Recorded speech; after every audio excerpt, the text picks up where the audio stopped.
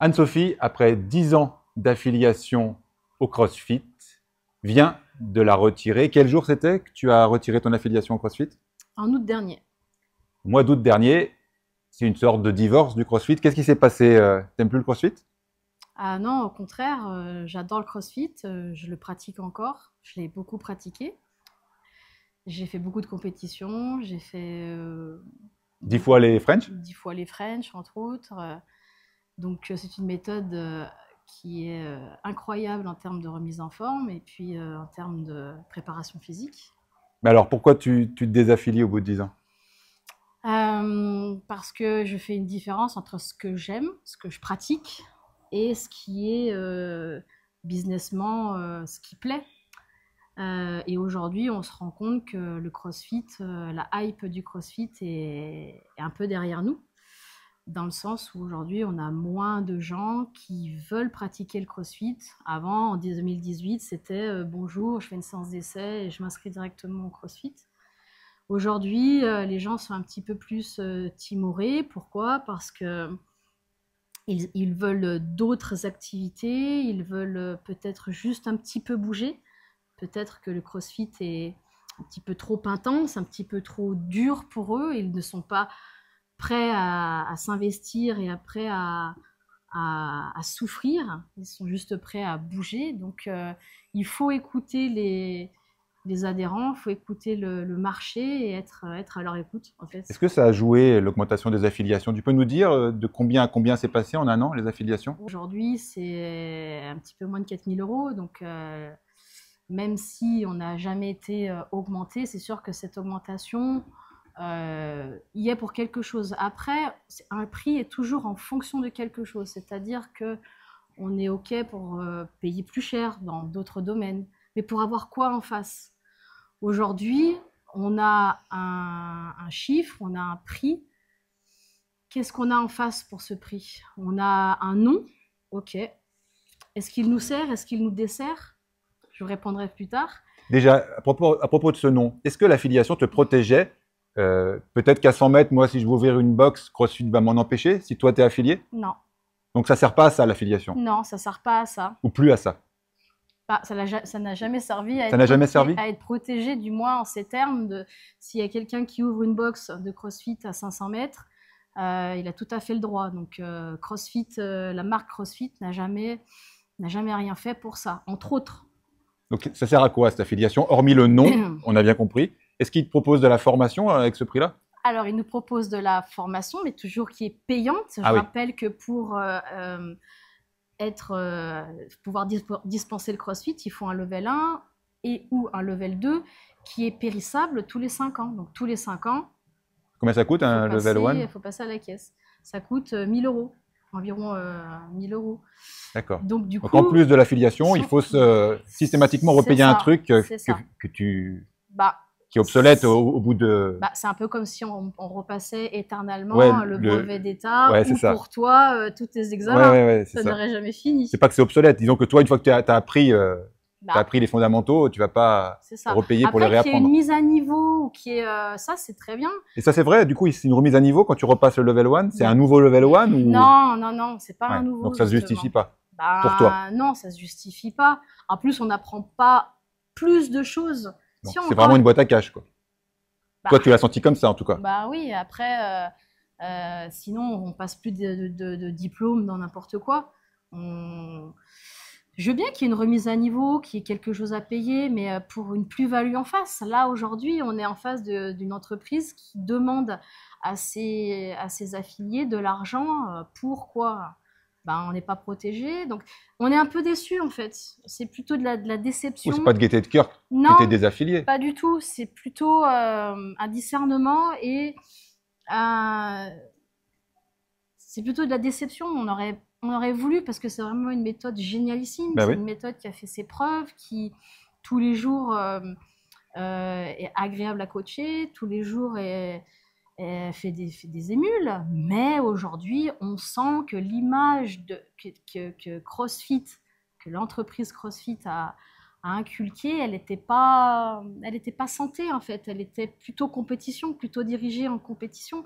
Donc du coup, Combien de gens à l'accueil viennent nous voir en disant « Moi, je veux pratiquer une activité sportive, mais je ne veux pas avoir trop de muscles, je ne veux pas ressembler à ceux que je vois sur Internet. » Peut-être qu'ils ont trop, justement… La vitrine de haut niveau dessert le business? Dessert, C'est ce que tu exactement, penses? dessert le business. Elle est très bien pour ceux qui pratiquent Ouais. à haut Il y a une niveau. minorité, c'est pas eux qui font tourner la boutique. Ben non, malheureusement. Et donc, du coup, on a beau dire ou faire dire que le CrossFit est pour tous, je pense que le CrossFit n'est pas forcément pour tous. Et il n'y a pas… Il n'y a pas de Il n'y problème. a pas de problème, je veux dire, il n'y a Non. pas mort d'homme. On peut très bien, quelqu'un peut très bien pousser la porte d'une salle et dire moi je vais faire que du vélo. Hein. Mais pas de souci, madame, on va faire que du vélo. Dans un premier temps, peut-être qu'après on changera. Mais si on la met tout de suite dans des choses qui sont trop pour elle, on va à l'encontre de cette dame. Donc, tout simplement lui proposer d'autres activités. On sait qu'il y a le CrossFit, mais peut-être lui proposer autre chose en attendant. Elle a le droit de changer d'avis. Et tu dirais que CrossFit a une façon de communiquer trop sectaire, justement, trop pour les puristes et qui empêche les autres personnes de s'épanouir? Je te pose la question, c'est naïf comme question. Oui. J'aurais aimé un peu plus d'accessibilité pour Madame Tout-le-Monde. Plus axé sur la santé. On le fait, hein. Je ne dis pas qu'on ne le fait pas. Hein. C'est fait, mais c'est fait trop tard et de façon avec beaucoup de maladresse en fait aujourd'hui. Ah oui?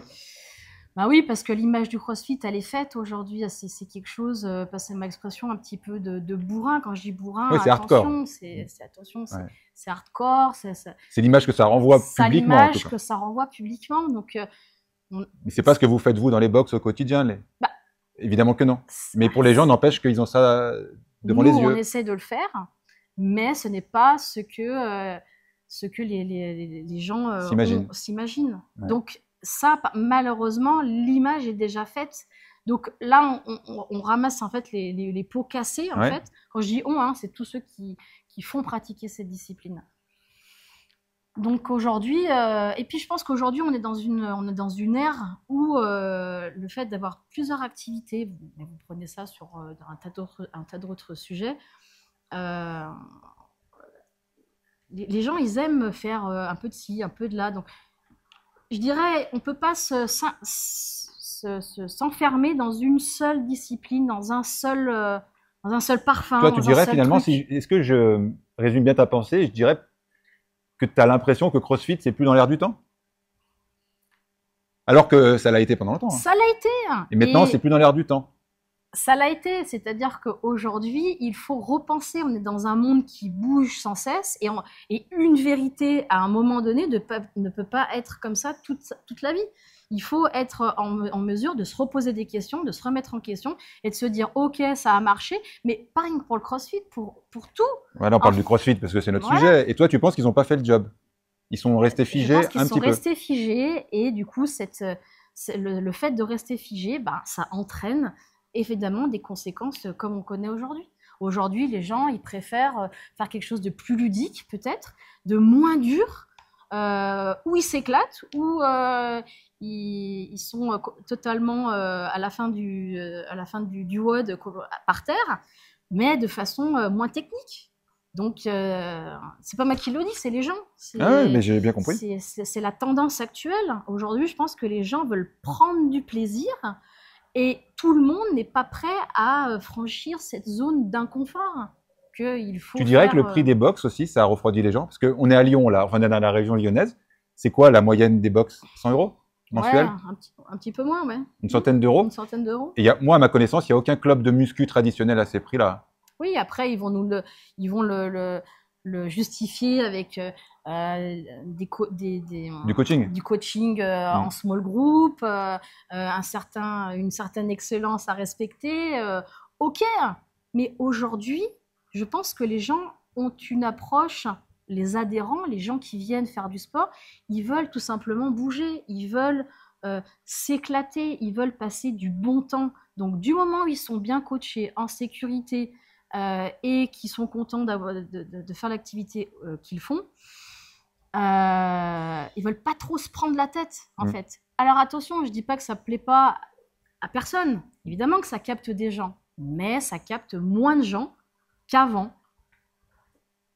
C'est clair. En tout cas, finalement, donc tu t'es désaffilié, enfin vous êtes désaffilié, David et toi, au mois d'août. Par contre, vous êtes affilié à Irox. Oui, on est affilié à Irox. Comme je disais précédemment, c'est une activité qui est ludique, c'est une activité qui est accessible, c'est une activité qui est simple. Donc les gens prennent du plaisir avec des mouvements simples, avec quelque chose d'accessible et ils ne se posent pas de questions. Et donc du coup, ben, c'est ce qui explique l'engouement pour cette activité. Mais encore une fois, ça fait un moment que tu traînes la remise en forme, la préparation physique. Il y a des vagues, il y a des courants. Ouais, en un peu fait. comme tout dans la vie, hein. Il n'y a rien qui est éternel. Exactement. Donc évidemment que le CrossFit a eu un impact, il a eu un impact énorme. Bien sûr. Et on ne regardera plus la préparation physique pareil. Non, mais c'est je certain. pense qu'aujourd'hui, pour monsieur et madame tout le monde, un peu de CrossFit, un peu d'intensité finalement, un peu de cross-training alors. Un peu de tout, appelez-le comme vous voulez. Mais je pense que les gens ont besoin d'éclectisme, c'est-à-dire ils aiment bien faire plutôt peut-être une activité plus douce. Peut-être que le vendredi ou le lundi, ils préfèrent démarrer en douceur. Ben, c'est tout à leur honneur. Donc quelque chose de plus en accord avec ce qu'ils ont envie de faire. Donc, je pense qu'on ne doit pas confondre ses propres goûts avec de pratiquantes, de pratiquants ou de pratiquants, avec ce qu'on peut proposer dans une salle. Je pense que c'est important de faire la différence. Pour terminer, la question 1 million d'euros, tu penses que le CrossFit va définitivement mourir ou pas? Non, je pense qu'il ne mourra pas. Je pense qu'il va se réinventer lui-même grâce au coach, grâce au honneur, grâce à tout ce petit monde qui font vivre le CrossFit et qui l'ont développé. Mais je pense qu'il sera différent d'avant et peut-être il composera le listing de certaines activités. On fera de l'Irox, du vélo, du cross-training, du CrossFit pour ceux qui ont continué l'affiliation.